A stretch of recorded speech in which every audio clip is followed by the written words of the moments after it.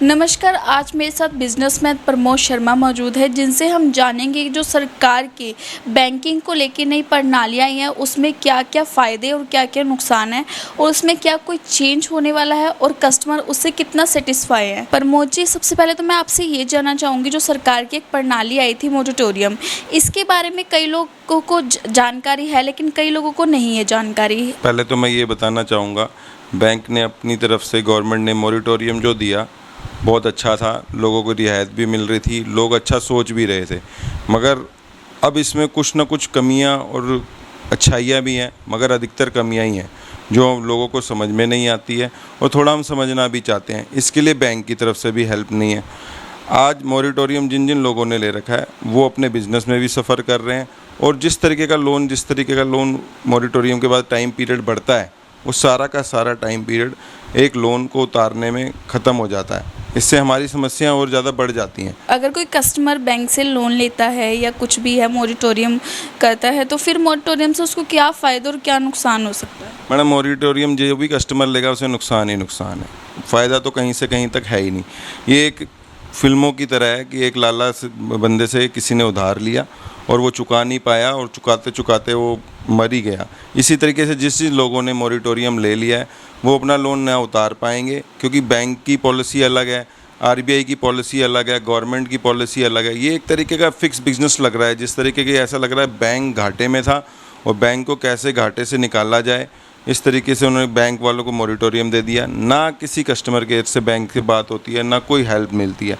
अगर मेरी नज़रों में देखा जाए तो मोरेटोरियम मारो और तुम वाली परंपरा है कि इसमें लोग मरते ही मरते हैं और किसी तरह का कोई सोल्यूशन है नहीं।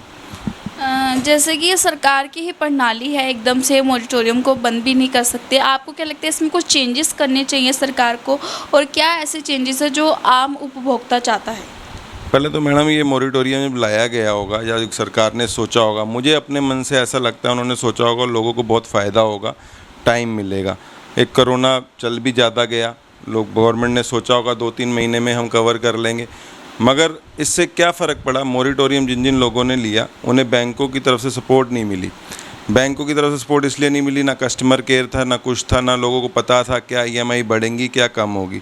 जब बैंकों ने अपनी कलेक्शन अब स्टार्ट कर दी है, इन्होंने कहा था कोई सिविल पे रिफ्लेक्ट नहीं करेगा, सिविल पे पूरा रिफ्लेक्ट कर रहा है, और जिन लोगों ने भी मोरेटोरियम लिया था उन्हें आज की डेट में लोन ही नहीं मिलता है। तो मेरा ये मानना है कि गवर्नमेंट ने जो मोरेटोरियम लिया, दूसरी कंट्रीज़ को देख के जो लोगों को दिया, वो फ़ायदेमंद नहीं हुआ, उल्टा उसका नुकसान ही हुआ। तो मैं इसको अपनी नज़रों में सही नहीं मांगता और गवर्नमेंट से अपील भी करता हूँ, जो लोग ब्याज के ऊपर ब्याज लगा रहे हैं, जैसे बैंक ब्याज के ऊपर ब्याज लगा रहा है, वो छोड़ दिया जाए। वो किसी भी तरीके से तर्कसंगत नहीं है।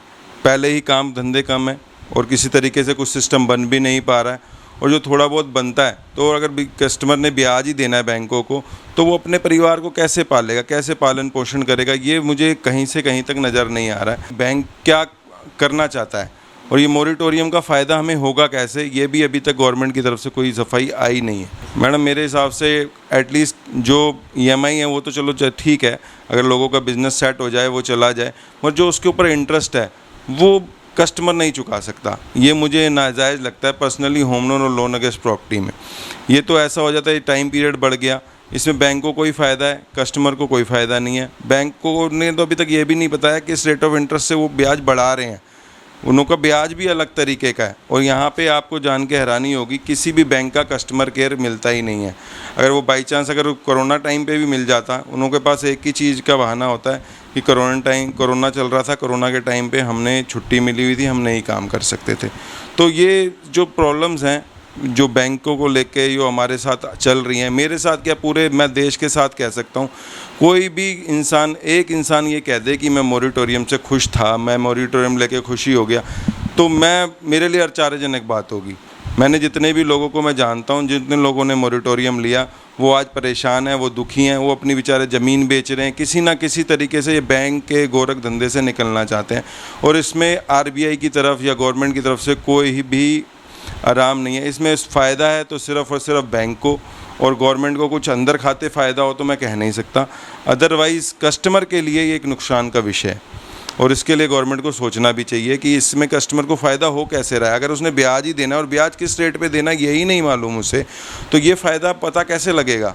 कि अगर ये ईएमआई आपने जो बढ़ा दी हैं या होम लोन की ईएमआई बढ़ा दी है, आपको मैं एग्जांपल दूंगा, क्रेडिट कार्ड के ऊपर लगभग 25% इंटरेस्ट देना पड़ता है कस्टमर को एक्स्ट्रा, जिन्होंने भी मॉरिटोरियम लिया, जबकि गवर्नमेंट कहती है 3.35।